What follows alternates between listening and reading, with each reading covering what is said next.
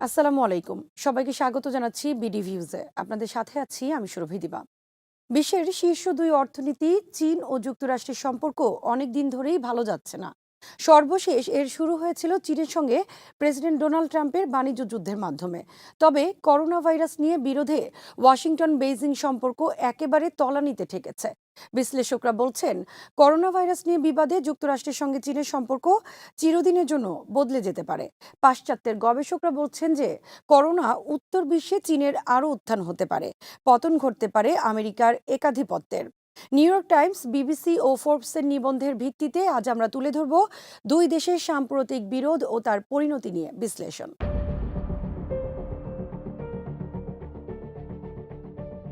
যুক্তরাষ্ট্রের president Donald Trump তার দেশের প্রতিদ্বন্দ্বী চীনের সঙ্গে বাণিজ্য যুদ্ধ শুরু করেছিলেন বেশ আগেই। তবে তিনি সবসময় চীনা প্রেসিডেন্ট শি জিনপিং এর প্রশংসা করেছেন। এমনকি করোনা সংকট শুরু হওয়ার পরও ট্রাম্প বলেছিলেন জিনপিং অত্যন্ত চমৎকার কাজ করছেন। অবশ্য আমেরিকার করোনা ছড়িয়ে পড়ার পর ট্রাম্পের সুর পাল্টে যায়। ট্রাম্প ও আমেরিকার শীর্ষ কর্মকর্তারা চীন সরকারের সমালোচনায় মুখর হয়ে ওঠেন। ট্রাম্প করোনা ভাইরাসকে চীনা ভাইরাস বলে মন্তব্য করেছেন।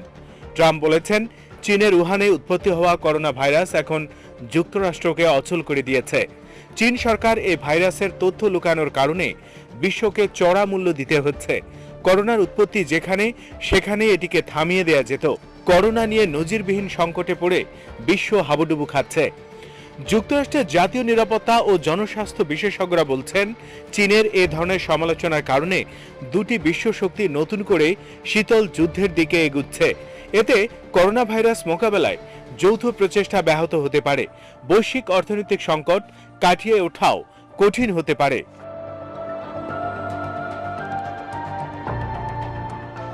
কর্নেল ইউনিভার্সিটির চীনা বিশেষজ্ঞ এস ওয়ার প্রসাদ এই বৈরিতাকে হতাশাজনক বলে মন্তব্য করেন।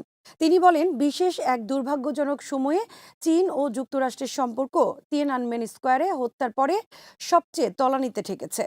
অথচ এখন মহামারীতে বিধ্বস্ত জনস্বাস্থ্য, অর্থনৈতিক তৎপরতা ও শেয়ার মার্কেটের ক্ষতি সামাল দিতে দুই দেশের উচিত একযোগে কাজ করা। সাবেক কূটনীতিক ও প্রেসিডেন্ট বারাক ওবামার আমলে এশিয়া ও প্রশান্ত অঞ্চল বিষয়ক সহকারী পররাষ্ট্রমন্ত্রী কেলি মাকসামেন বলেন, দুদেশের প্রতিযোগিতার মনোভাব করোনা রোধের প্রচেষ্টাকে ব্যাহত করছে। শুধু সমালোচনার জন্য চীনের সমালোচনা না করে যুক্তরাষ্ট্রের উচিত এই ভাইরাস নিয়ন্ত্রণে একযোগে কাজ করা।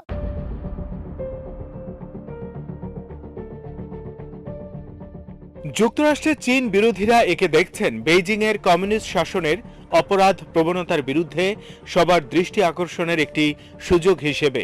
তারা চাচ্ছেন চীনের বিরুদ্ধে আন্তর্জাতিক জনমত গড়ে তুলতে এবং চীনের আমেরিকা বিরোধী ষড়যন্ত্র তত্ত্বের মোকাবেলা করতে। চীনের ক্ষমতাসীন পার্টির কড়া সমালোচক এবং ট্রাম্পের হোয়াইট হাউসের সাবেক প্রধান কর্মকর্তা স্টেফেন কে ব্যানন বলেন, চীন সরকার বিশ্বের কাছে প্রমাণ করেছে যে তারা যুক্তরাষ্ট্রের অস্তিত্বের জন্য হুমকি। শুধু তাই নয়, চীনের জনগণ এবং বাকি বিশ্বের জন্য চীন সরকার বড় হুমকি। ট্রাম্প প্রশাসনের অনেক শীর্ষ কর্মকর্তাই ব্যাননের মতো একই মনোভাব পোষণ করেন। তারা চান চীনের সঙ্গে মুখোমুখি অবস্থান নিতে। তারা বলছেন, জিনপিং এর ক্রমবর্ধমান কর্তৃত্ববাদী শাসনে চীনের দ্রুত উন্নয়ন ঘটছে এবং বেইজিং সামরিক, অর্থনৈতিক ও প্রযুক্তিগত দিক দিয়ে যুক্তরাষ্ট্র ও তার মিত্রদের উপর আধিপত্য প্রতিষ্ঠা করতে চায়। যুক্তরাষ্ট্রের পররাষ্ট্রমন্ত্রী পম্পেও নিজে আছেন এই দলে। চীন সরকার শুরুতে যেভাবে এ ভাইরাসের সংক্রমণের তথ্য লুকিয়েছিলেন তার নিন্দায় সরব হয়েছেন তিনি। তবে ট্রাম্পের কয়েকজন অর্থনৈতিক উপদেষ্টা বলেছেন, আন্তঃসংযুক্ত বৈশ্বিক অর্থনীতিতে চীন ও যুক্তরাষ্ট্রের মধ্যে সহযোগিতা দরকার, কারণ চীনের হাতে রয়েছে অর্থনীতির অনেক কার্ড। যুক্তরাষ্ট্রের অর্থমন্ত্রী স্টেফেন মুনচিনও আছেন এই দলে। বিরোধের জেরে চীন যুক্তরাষ্ট্রের শীর্ষস্থানীয় তিনটি পত্রিকা New York Times, Washington Post ও ওয়াল স্ট্রিট জার্নালের সাংবাদিকদের চীন থেকে বহিষ্কার করেছে। একই ধরনের পদক্ষেপ নিয়েছে যুক্তরাষ্ট্র সরকারও। ওয়াশিংটন পোস্টের এক নিবন্ধে বলা হয়েছে, করোনা ভাইরাসকে চিরদিন চীন সরকারের সঙ্গে সম্পৃক্ত হিসেবে দেখতে হবে। এতে আরও বলা হয়, যুক্তরাষ্ট্রের অর্থনীতির কেন ধপাস পতন হচ্ছে জানতে চান? রেস্তোরাঁ, বার কেন বন্ধ হচ্ছে, যাতে বেকার হয়ে পড়েছেন যুক্তরাষ্ট্রের লাখো লাখো মানুষ? বিমান সংস্থাগুলো কেন দেউলিয়া হয়ে যাচ্ছে? শেয়ার বাজারে কেন ধস নামছে? এসবের উত্তর একটাই, চীনের কমিউনিস্ট সরকারের দোষে এসব ঘটছে। এর উদাহরণ হিসেবে বলা যায়, চীনের উহানে যখন ভাইরাসটির উদ্ভব হয় তখন লি ওয়েনলিং নামের একজন চিকিৎসক এ ব্যাপারে সতর্ক করে দিলেও প্রাদেশিক সরকার তা গোপন রাখে, বরং তাকে দমন করা হয়। পরে এটি দ্রুত ছড়িয়ে পড়ে।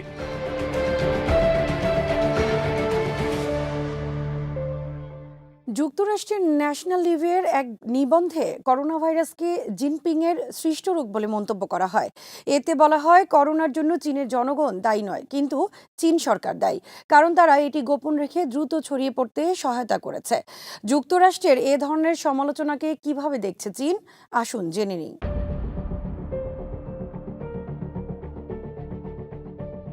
যুক্তরাষ্ট্রের কঠোর সমালোচনায় ক্ষুব্ধ হয়েছে চীন সরকার। বেইজিং এর কর্মকর্তারা পাল্টা জবাব দিচ্ছেন।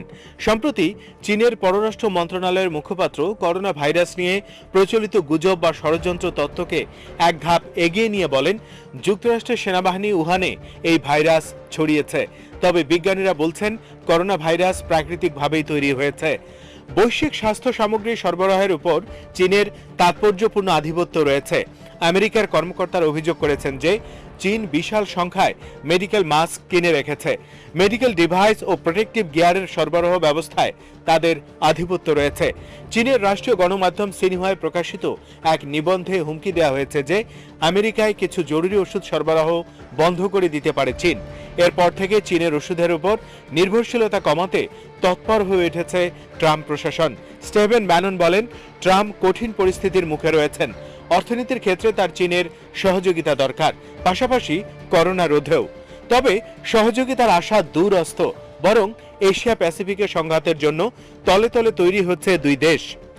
চীন এখন আঞ্চলিক সামরিক শক্তি, তবে বেইজিং চায় বিশ্বে তার অবস্থান আরও সংহত করতে। বিবিসি বলছে, করোনা ভাইরাস যখন পরাজিত হবে তখন চীনের অর্থনৈতিক উত্থান বিশ্বের ভঙ্গুর অর্থনৈতিক পুনর্গঠনে গুরুত্বপূর্ণ ভূমিকা পালন করবে। তাছাড়া করোনা নিয়ন্ত্রণেও চীনের সহায়তা খুবই গুরুত্বপূর্ণ।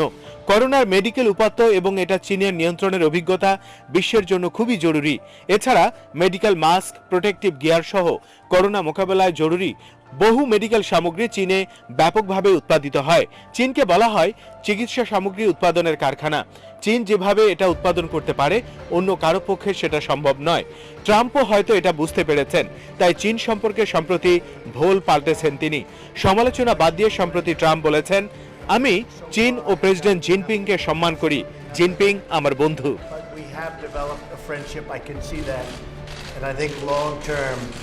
We're going to have a very, very great relationship, and I look very much forward to it.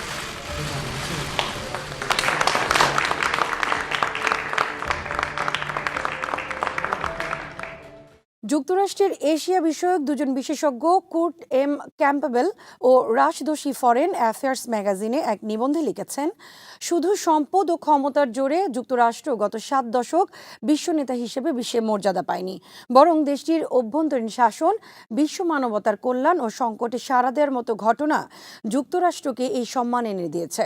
তারা বলছেন, করোনা ভাইরাস এসব অর্জনকে চ্যালেঞ্জ ছুড়ে দিয়েছে। এখন পর্যন্ত যুক্তরাষ্ট্র এই পরীক্ষায় ব্যর্থ হয়েছে, আর যুক্তরাষ্ট্রের এই ব্যর্থতার সুযোগ নিচ্ছে চীন। বেইজিং খুব দ্রুত এবং দক্ষতার সঙ্গে যুক্তরাষ্ট্রের নেতৃত্বে শূন্যতা পূরণে এগিয়ে এসেছে।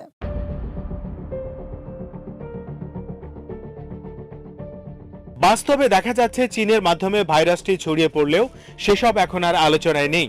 এখন আলোচনায় বিভিন্ন দেশে চীনের চিকিৎসা সামগ্রী অনুদানের খবর। পাশ্চাত্যের অনেক ভাষ্যকার বলছেন, করোনা মোকাবেলায় সাফল্যের পর চীন আরও বেশি কর্তৃত্ববাদী ও জাতীয়তাবাদী হয়ে উঠেছে। বৈশ্বিক মন্দার কারণে তাদের এই মনোভাব আরও চাঙ্গা হবে। যুক্তরাষ্ট্রের ওপর এর প্রভাব হতে পারে আরও সুদূর প্রসারী। যুক্তরাষ্ট্রের মিত্ররাও এসব লক্ষ্য করেছেন। তারা প্রকাশ্যে ট্রাম্প প্রশাসনের সমালোচনা না করলেও চীন ও ইরানের সঙ্গে যুক্তরাষ্ট্রের মনোভাবকে ভালোবেসে নিচ্ছেন না। কারণ সংকট পুঁজি করে চীন ভবিষ্যতে বিভিন্ন দেশের সঙ্গে সম্পর্ক মজবুত করছে। চীন এখন অনেকের কাছেই অপরিহার্য। ইউরোপের বিভিন্ন দেশে চীনের চিকিৎসা সামগ্রী দিয়ে চীনের সহায়তাকে এই দৃষ্টিকোণ থেকেই দেখতে হবে। ক্যাম্পবেল ও দোষী ফরেন অ্যাফেয়ার্সের নিবন্ধে এ প্রসঙ্গে ব্রিটিশ সাম্রাজ্যের পতনের উদাহরণ টেনেছেন। তারা বলেছেন, 1956 সালে ব্রিটিশরা সুয়েজ খাল দখলের অভিযান চালিয়ে ব্যর্থ হলে তাদের সাম্রাজ্যের ক্ষয় শুরু হয়। বৈশ্বিক শক্তি হিসেবে সেটাই ছিল ব্রিটিশ সাম্রাজ্যের পতনের শুরু। ক্যাম্বেল ও দোষী বলেছেন, যুক্তরাষ্ট্রের নীতি নির্ধারকরা এখনকার প্রয়োজন পূরণে এগিয়ে না এলে করোনা মহামারী তাদের জন্য হবে আর এক সুয়েজ মুহূর্ত।